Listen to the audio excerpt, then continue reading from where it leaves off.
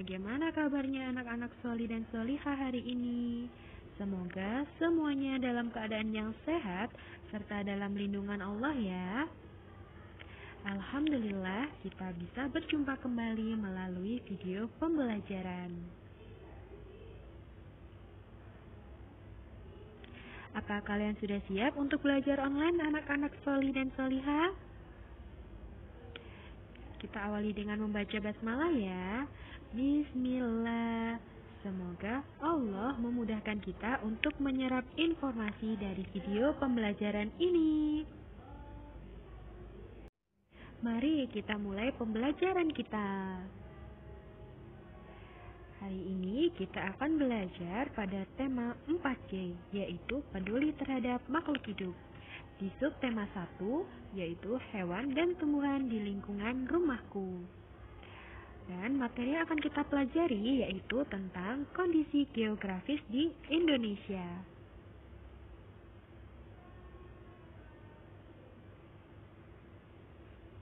Apa itu kondisi geografis? Kondisi geografis merupakan suatu keadaan alam yang terjadi pada permukaan bumi di wilayah tertentu. Kondisi geografis di Indonesia dibedakan menjadi 3. Yang pertama, yaitu dataran tinggi. Yang kedua, dataran rendah.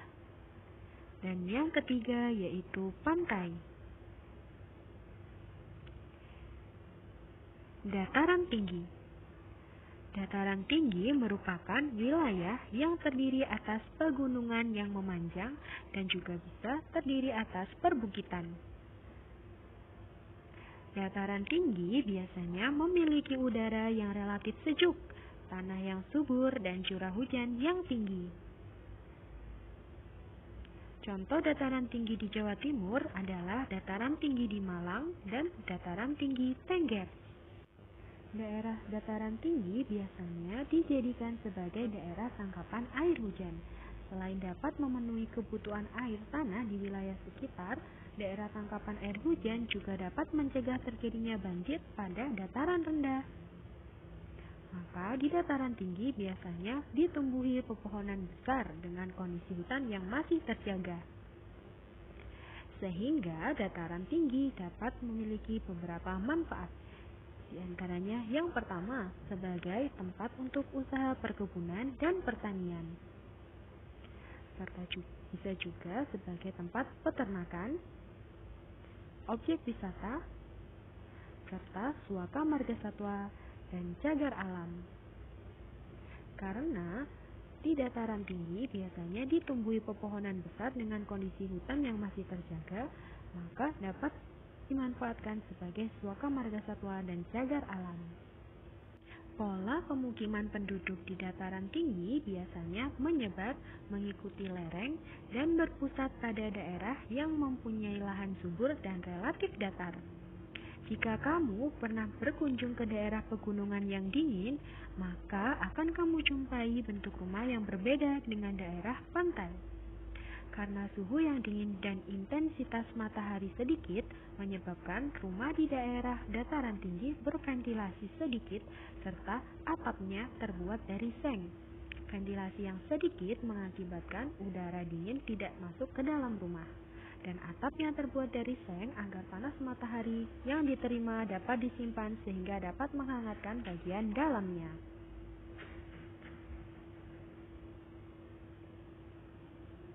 Yang kedua yaitu dataran rendah.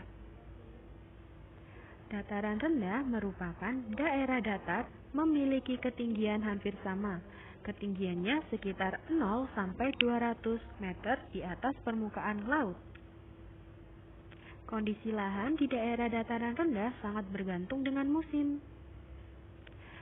Sehingga suhu di daerah ini biasanya relatif panas.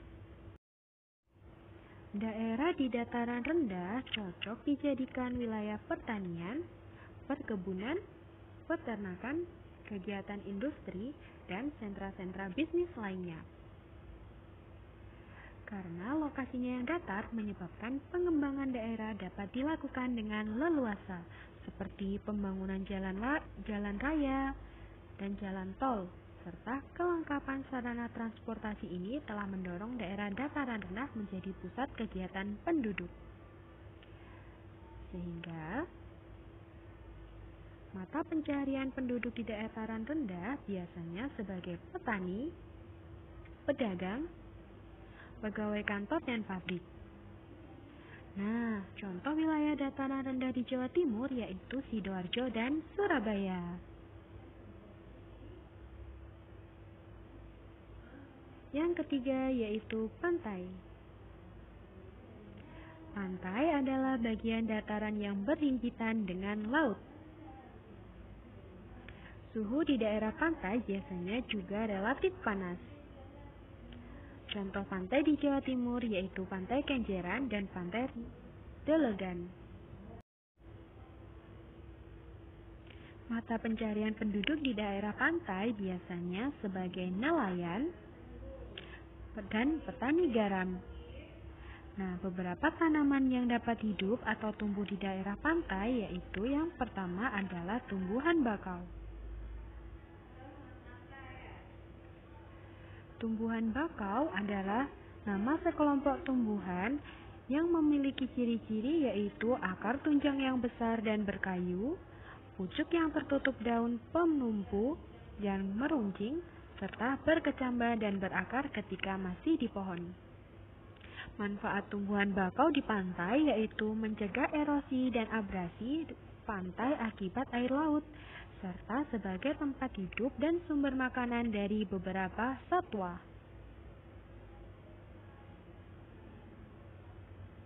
Yang kedua yaitu cemara udang. Tumbuhan cemara udang memiliki manfaat sebagai pemecah angin di kawasan pantai yang rentan akan bahaya angin kencang serta tsunami. Tumbuhan yang ketiga yaitu ketapang. Ketapang adalah nama sejenis pohon tepi pantai yang rindang, cepat tumbuh membentuk tajuk yang indah bertingkat-tingkat. Ketapang kerap dijadikan pohon peneduh di taman-taman dan di tepi jalan. Yang keempat yaitu pandan. Pandan merupakan segolongan tumbuhan monokotil. Sebagian besar anggotanya merupakan tumbuhan pantai daerah tropis. Daunnya memanjang, seringkali tepinya bergerigi dan terdapat sedikit seperti duri. Manfaat pandan laut yaitu sebagai pemecah ombak dan juga tempat bertelurnya penyu.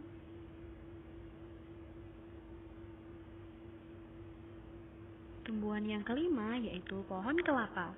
Kelapa adalah kelompok tumbuhan monokotil atau berbiji tunggal dari kelompok aren-arenan. Tumbuhan ini sering dimanfaatkan hampir semua bagiannya oleh manusia. Tumbuhan ini banyak tumbuh di tepi pantai.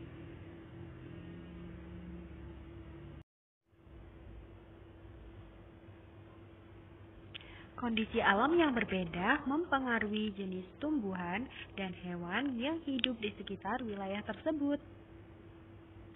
Sumber daya alam yang berada di sekitar dapat dimanfaatkan dengan baik, namun tetap perlu dijaga dan dilestarikan agar tidak punah ya. Alhamdulillah, materi kita telah selesai. Semoga ilmu yang kalian dapatkan hari ini dapat bermanfaat ya. Jazakumullahu khairan sudah menyimak video ini dengan baik. Kita akhiri. Wassalamualaikum warahmatullahi wabarakatuh.